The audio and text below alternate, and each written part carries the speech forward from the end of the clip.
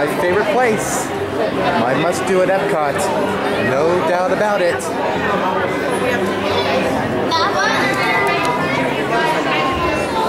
Oh, I'll tell them to come in. You stay in line.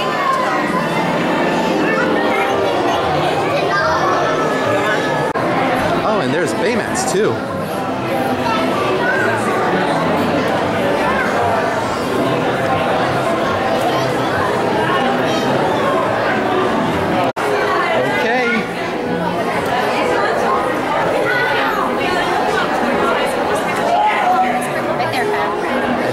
They are from my new best friends, Joy and Sadness from Disney Pixar's Inside Out. Love the room too.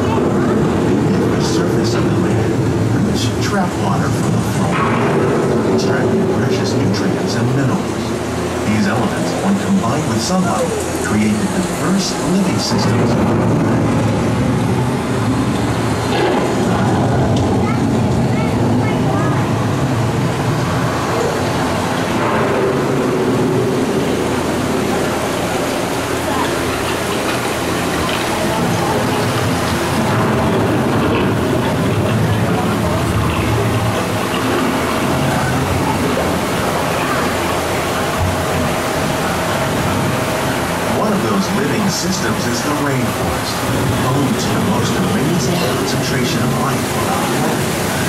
These dense and beautiful forests cover only a tiny portion of the Earth's surface, but they contain more than half of its planet atmosphere. Rainforests are also extremely rich in conductive healing systems, providing us with oxygen, food, medicine, and other elements essential to our lives.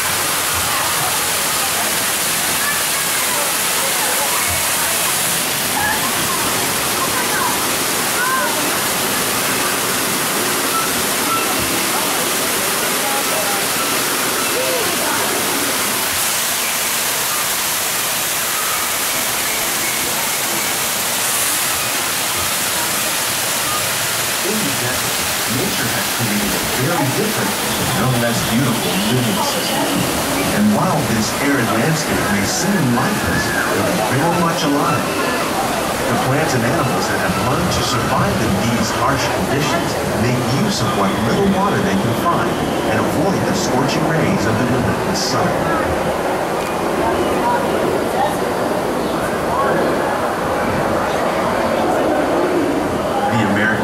Once appeared as desolate as the desert, but over time, rainwater and nutrients gradually penetrated the hard surface of this land. Even the hooves of a mighty buffalo helped create a rich soil. One day it became home to the American farm.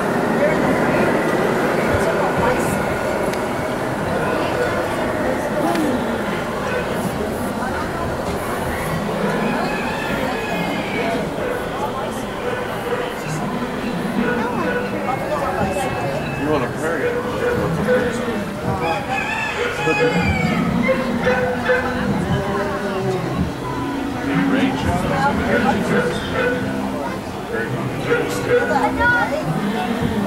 all the forces at work on the land, humans have had one of the most profound effects. The need to produce food for a growing world led to the enormous use and sometimes overuse of the land. In our search for more efficient ways to grow food, we often fail to realize the impact of our methods.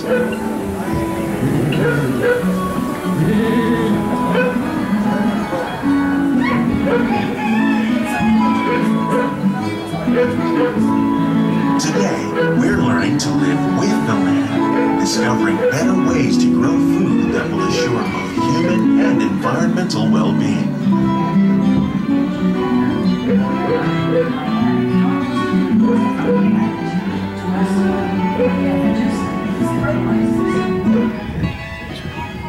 In farmlands across America, we're learning that by plowing under vegetation containing natural fertilizers, we can enrich the soil without the use of chemicals.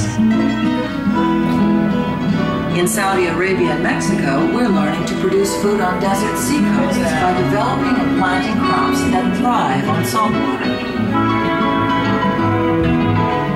Here at Epcot, we're learning to reduce the need for pesticides by using natural predators like ladybugs and wasps to control pests.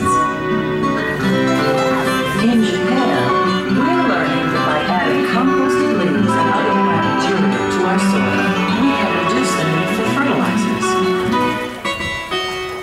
In farmlands across America, we're learning that by plowing under vegetation containing natural fertilizers, we can enrich the soil without the use of chemicals. Some of the answers are being discovered just ahead. In Saudi Arabia, To help us maintain these carefully controlled ecosystems, and for your safety, please remain seated in your boat at all times.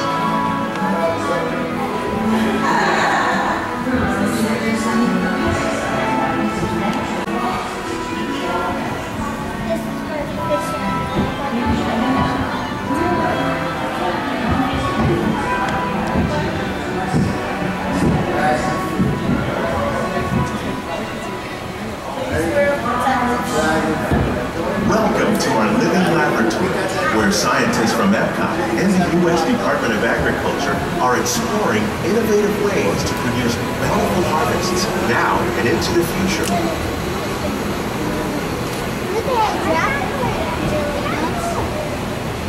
The tropics are home to the greatest diversity of plants on the planet. Many of these, like papaya, bananas, cacao, coffee, and rice, are well known around the world. These are just a few of the edible plants that have been an important source of nutrition for people living in the tropics. Many are rich in vitamins and minerals, while others are well adapted to growing in less than ideal conditions. Some, like the water lily, thrive in wet, swampy areas and waterways. All parts of this plant, even the flower petals, are edible. The starchy root of the plant has long been used to make flour for baking. There's the prickly pear. One day, many of these lesser-known tropical plants may be as important as the bananas growing on both sides of the boat. More than 28 million tons of bananas are eaten annually, making it the most popular fruit in the world. Banana. Maybe. Hey, look at the growing chocolate over there. Banana.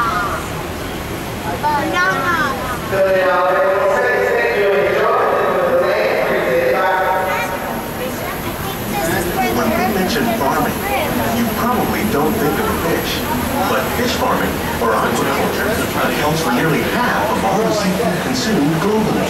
Tilapia, bass, and catfish, like the ones you see here, are three of the more popular crops raised by fish farmers. The sustainable system we're using here recycles the water in the tanks. As a result, we're able to save millions of gallons each year. Our small fish farm produces nearly 5,000 pounds of fish each year to serve in restaurants around Walt Disney World. Innovations like this one can play an important role in our efforts to reduce climate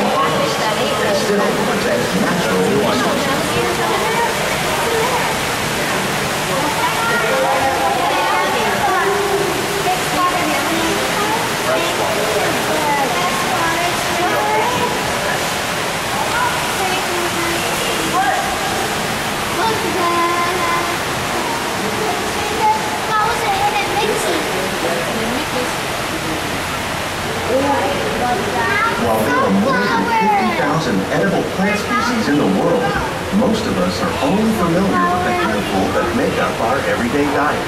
The common grains growing here, maize, sorghum, and millet, plus rice, account for nearly 2/3 of our global food consumption. Learning how to increase yields of these staples is an important goal of research around the world. I love you. Basil. Brazil. So you're making it curl like the shape of Mickey's head? These plants are definitely on their way out. Innovative growing techniques like these increase yields while more efficiently using resources like water, fertilizer, and pesticides. Another innovation at work here is our integrated pest management program. By populating our greenhouses with beneficial insects that prey on harmful pests, like aphids and flies, we are significantly reducing our reliance on conventional pesticides. We're growing these crops using our nutrient film system. This technique precisely controls and recycles water and nutrients. With it, we can produce over 27,000 heads of lettuce a year in this one small area.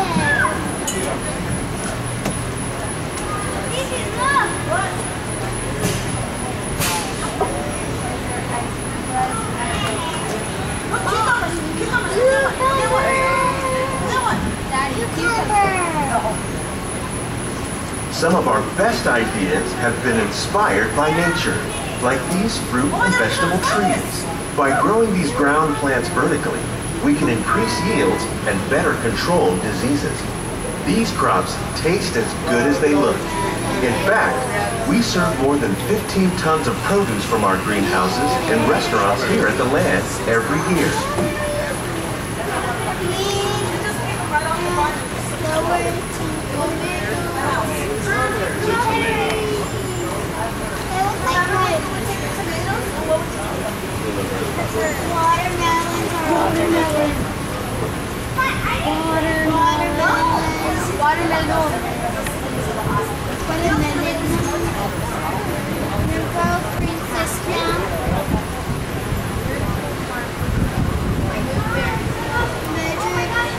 The future of agriculture may include innovative ideas like this vertical growing system.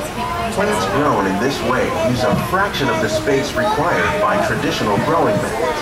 That saves water and increases production. The aquaponics system on your left combines hydroponics with aquaculture. The fish provide a natural source of fertilizer for the plants, and the plants help keep the water clean for the fish.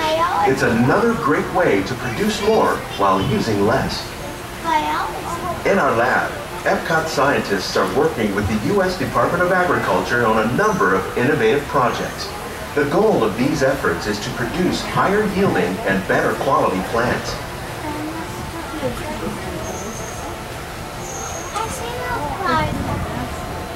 Behind the scene.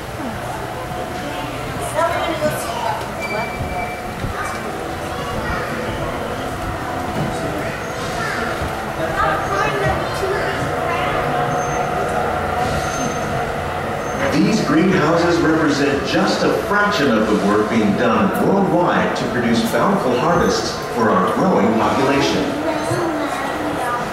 Scientists, farmers, and even backyard gardeners are doing their part to improve the quantity and quality of foods that we all rely upon. Together, we can continue to find more ways to increase food production and protect our precious natural environment. Only then will we truly be living with the land.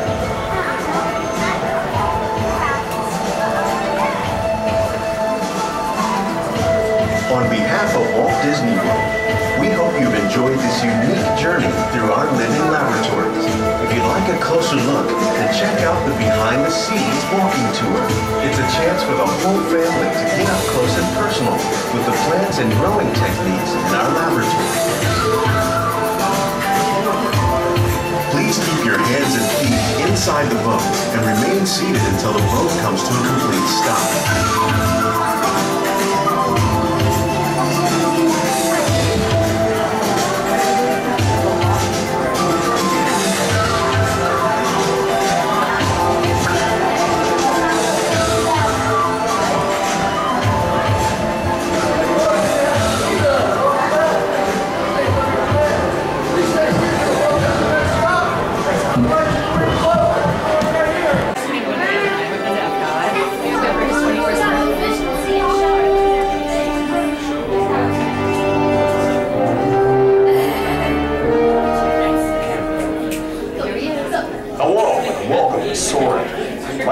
Patrick, and I'll be your chief flight attendant today.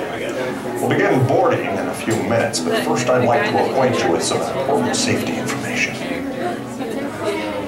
When the doors to your flight open, please take a seat and store all carry-on items in the underseat compartment. This includes cameras, purses, hats, and of course, these little beauties. Next, fasten your seatbelts, inserting them into the buckle on your right. If smaller aviators don't measure up to the height indicator on the seat, just put the belt through the loop in the center strap before buckling. Nice work, pal. Nice work, pal. Soon you will be airborne. So if you or your little aviators have a fear of flying or of heights, you might want to wait for your party at the arrival gate. Okay, let's review. That is seatbelt, carry-on item, safety strap, fear of heights, keep your hands and arms inside at all times. Anything else? All right,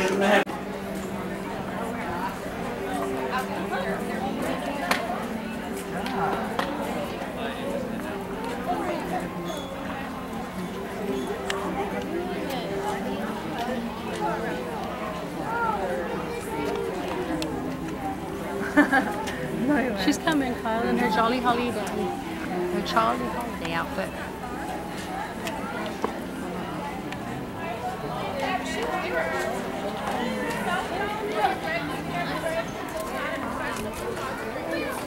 Yeah, did you get the person to do your thing for the last one?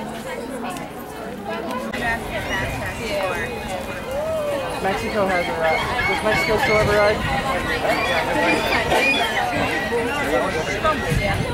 It's sort of like the Mexico. Oh, okay. Yeah. Okay. Where is Mexico? It's the first country all the way around. Actually, probably be faster to go this way.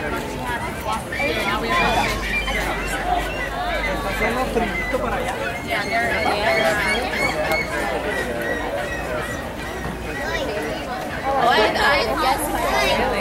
I don't like it. I'm not a big beer. I'm more beer. Okay. Yeah, we have reservations there.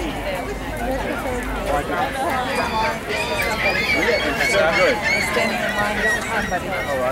Oh, if you want to see like a show, the Chinese acrobat show. Oh, yeah.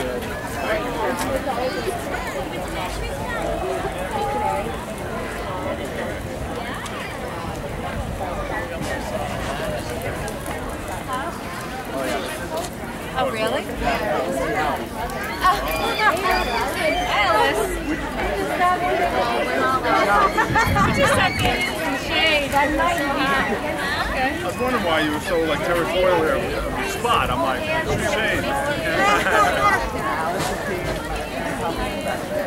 That's so funny. I said it was an I wish I would party party. I wish I would do to like front.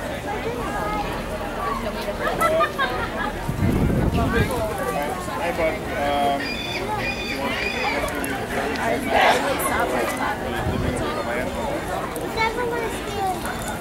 You won't scared. Or are you going to try to go to Mexico and then okay. They're fine. That's it. They're good.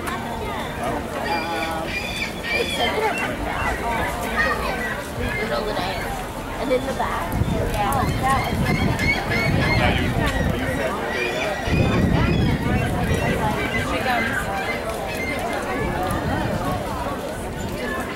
Got a little girl dressed like her.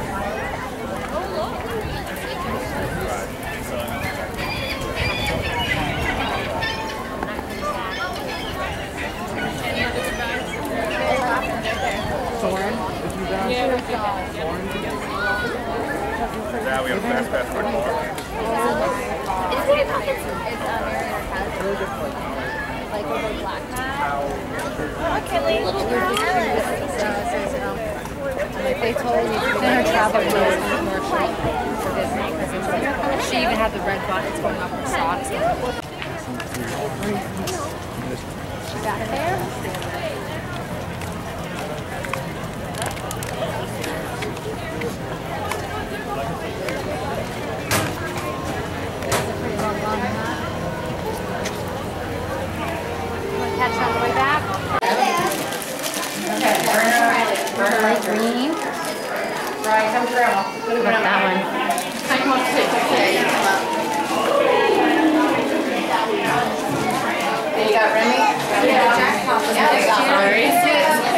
Yes.